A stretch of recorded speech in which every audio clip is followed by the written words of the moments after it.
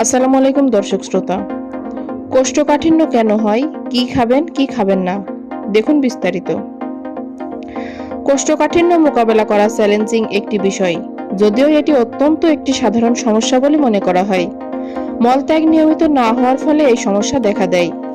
এটি কেবল যন্ত্রণাদায়কই নয়, অস্বস্তিকরও। বিশেষজ্ঞরা বিশ্বাস করেন প্রতি সপ্তাহে 3 দিনেরও কম মলত্যাগ হলে তা হতে পারে কোনো সমস্যার সংকেত। আপনি যদি জোর করে মলত্যাগ করেন বা খুব বেশি চাপ দেন, তাহলে এটি অন্যান্য দীর্ঘস্থায়ী অসুস্থতার জন্ম দিতে পারে, যা মোকাবেলা করা আরো কঠিন হতে পারে। কোষ্ঠকাঠিন্য এমন কিছু নয় যা নিরাময় করা যায় না।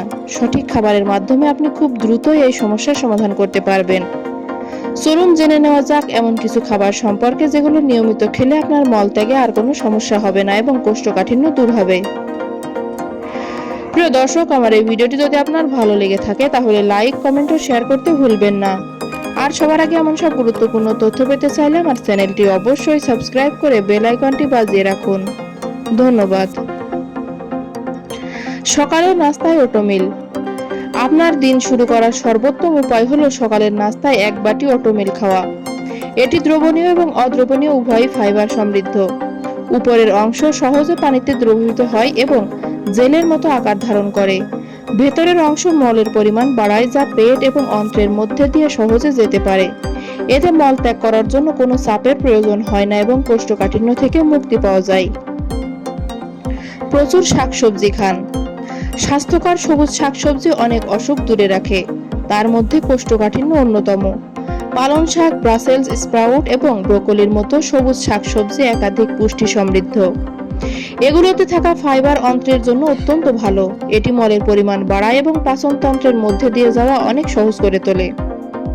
খেতে হবে ফল। কিউই, কমলা, নাশপাতি এবং আপেলের মতো ফল হজমের জন্য দারুণ। কোষ্ঠকাঠিন্যে আক্রান্ত যে কেউ এই ফল খেতে পারেন, এগুলো ফাইবারে পরিপূর্ণ। এছাড়াও এই ফলগুলোতে প্রচুর পরিমাণে পানি, সরবিটল এবং ফ্রুক্টোজ রয়েছে, যা কোষ্ঠকাঠিন্যের জন্য উপকারী। তিল অত্যন্ত উপকারী। ফাইবার সমৃদ্ধ খাবার তিল অন্ত্রের স্বাস্থ্যের জন্য অত্যন্ত উপকারী। এটি সহজেই আপনার খাবারে যোগ করতে পারবেন। তবে খেয়াল রাখবেন, তিল একসঙ্গে খুব বেশি খাওয়া যাবে না।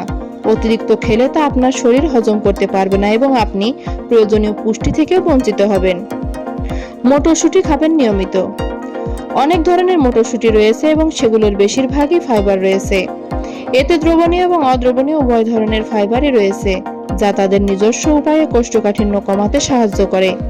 এতে প্রতিরোধী স্টার্চও রয়েছে, যা হালকা রেচক হিসেবে কাজ করে পরিপাকতন্ত্রের ব্যাকটেরিয়ার ভারসাম্য বজায় রাখতে সাহায্য করে। পানি বিস্ময়করভাবে কাজ করে। স্বাস্থ্যকর পাচনতন্ত্র অর্জনের চাবিকাঠি হলো হাইড্রেটেড থাকা। শরীরে তরলের অভাব কোষ্ঠকাঠিন্যের প্রাথমিক কারণ। প্রতিদিন 8 থেকে 10 গ্লাস পানি পান করলে তা আপনাকে কেবল শক্তিশালী রাখে না, আপনার অন্ত্রের স্বাস্থ্যকেও ভালো রাখে।